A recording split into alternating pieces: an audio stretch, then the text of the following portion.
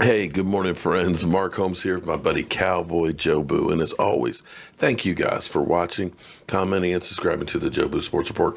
Without you guys, well, this just doesn't work without you guys. So thank each and every one of you guys. And welcome to this Sunday's edition of Don't Sleep on the Dallas Cowboys, because you literally cannot sleep on the Dallas Cowboys because there's always something going on. Always something going on. I wonder, what is it like for fans of other teams? I mean, seriously, if you're, say, the Arizona Cardinals or you are the New York Jets, there's not the coverage that you get like the Dallas Cowboys. All the happenings, all the goings-ons, the television shows, the draft, all or nothing. We, the fan, we should count our blessings that we, even though it's the off season, always have a lot going on. I mean, think about it. This offseason, we had the Dez Bryant situation. We've had the Earl Thomas, whether or not the Cowboys are going to get him. We've got now Jason Witten retiring. I mean, there's just so much. I feel bad for YouTubers of other teams. I really do. I mean, you guys just must be scrambling for stuff. So I've finally gotten a chance to start watching All or Nothing. I've watched the first 2 episodes.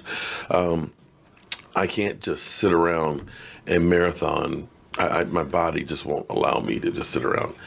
I have to constantly be moving, or else my back and my knees just literally lock up. So I'll do them like 2 episodes or so at a time. And I'll hit another couple episodes later today. It's the weekend, got to get a bunch of stuff done. Got to go over to DMV Blue's house. He's got some problems at his house that, he needs to get fixed. I need to help him out with that. But I touched on this a little last night.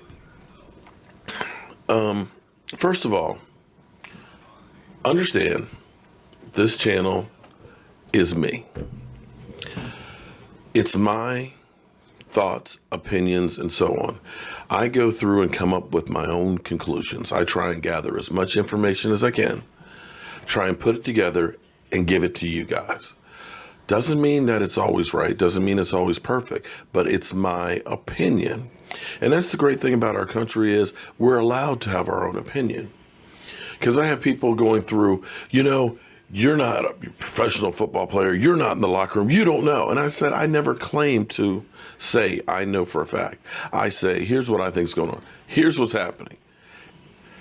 Now, I know I'm not a paid expert out there, like guys like Ian Rappaport or Mike Farello and things. But I got to tell you, my track record is at least as good, if not better. From the beginning, from the end of the season, I told you guys, Dez Bryant will not be back as a Dallas Cowboy.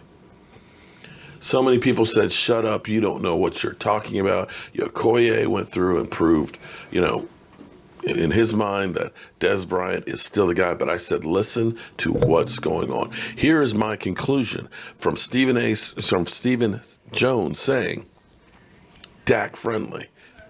Brought me back to T.O. You listen to the cues, you look at the information, you look at the numbers, and that's how I come up with my conclusions. And understand, they're my conclusions. So don't jump on me because you say I'm an idiot or whatever. Well, hey, you know what? Does anybody really know what's going to happen in football? They call for rain Saturday and Sunday here. So there's going to be a washout. It's cloudy.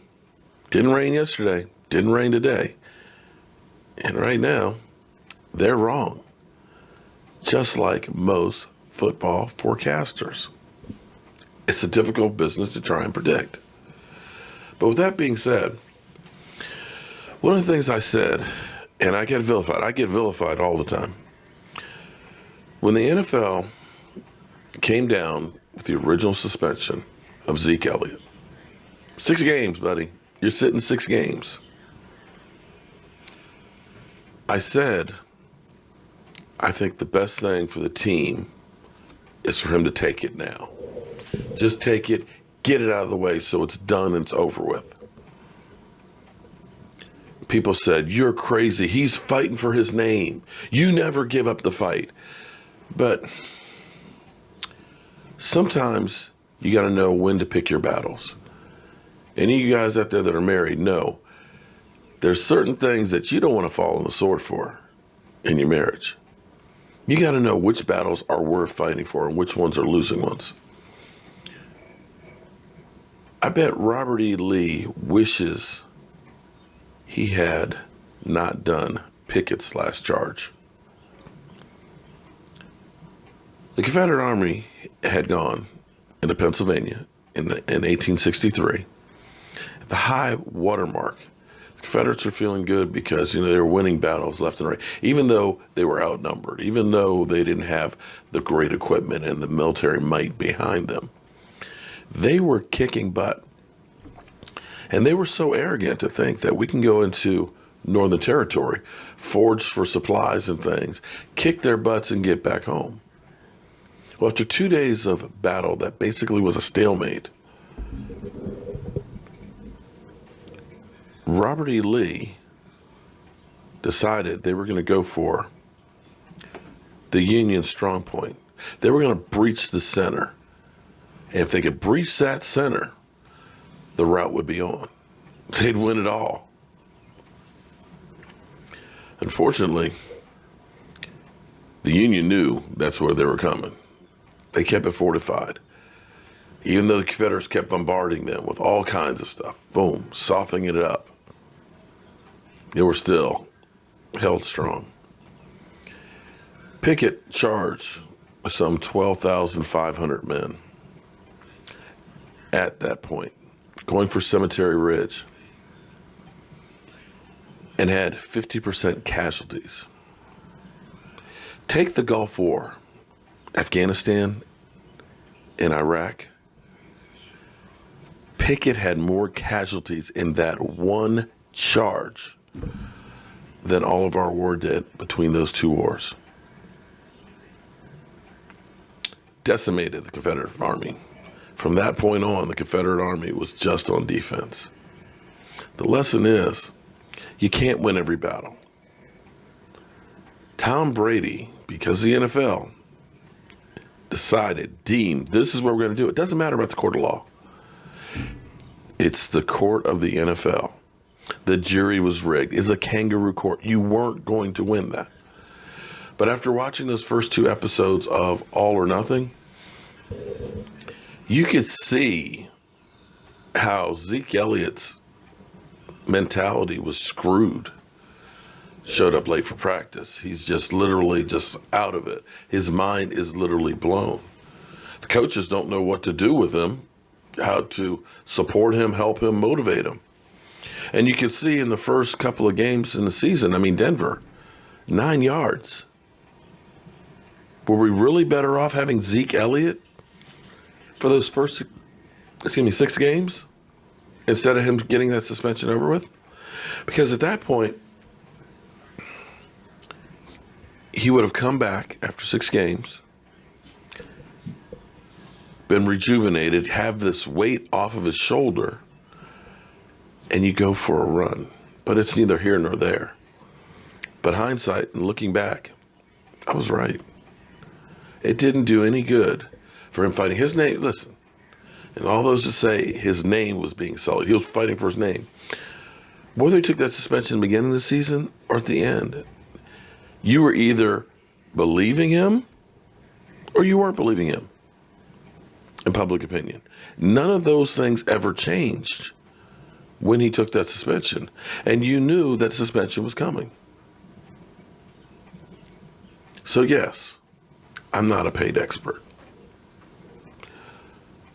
I am a guy who loves the Dallas Cowboys, who's going to give you his opinion on them. And if you don't like it, well, that's all good. Go back to watching Ian Rappaport or Adam Schefter and things like that.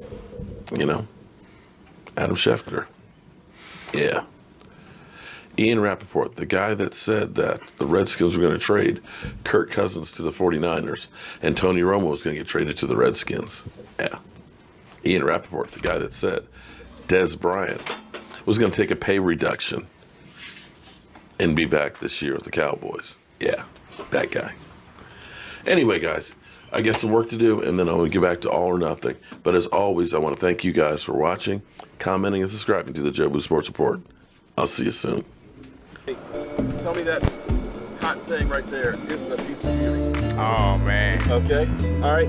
Our cameraman, I want you to actually try that one. Whoa! Okay? That's too much on there, man. I'm ready. Let's see. Let's get the taste test here. You know what? Creeper, right? Yeah, that's got a big chunk too. yeah. Look, What's jacked up is that he don't have no milk out here when it starts to get hot. There's some beer. Beer. How's the taste on it? Flavor on it? Delicious, man. This is probably one of the best hot sauces I've had today. Okay. But however, in about 2 minutes. All right, you're not burning? Not yet. Remember you said These people from Texas, man. You said it's a creeper. That New York Giant fan, he was hitting the milk. Oh, damn. But take a look at this. Oh, okay. Oh, there we go. All right. We're going to sit here and wait. But look at that. That's a chicken wing there. Well, let it set in. You know how I know it's hot? You know they say when something is hot or like a Jolly Rancher or whatever, you can feel it like right here. Yeah. I'm just close to it and I feel it. Eat the milk already, right? You're telling me you're not getting any burn? Yeah, he is. Look at his face. It's good, man. You know, you're a little tame. It's a little tame, but it's good. It's flavorful. I think that's why I enjoy it. That's why I probably not been hot because I can enjoy it. Wow, that's too much sauce, man. You want me to feel it, man. That's and a big old hunk of meat. Look at that. Now that's a wing there. Hell, that looked like a drumstick. Oh my God. Look at that sauce on that lip right there. You know, burning. Yeah, look, he's not licking it in either. You need any more sauce on that?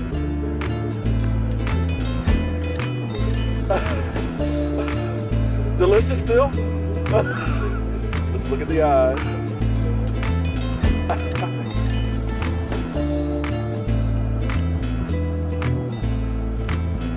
He's just trying to be out there. For the camera, yeah. Yeah.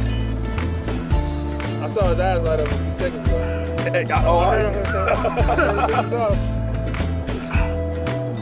Look. Oh, man. Damn. This dude might be the wing king. I'm impressed.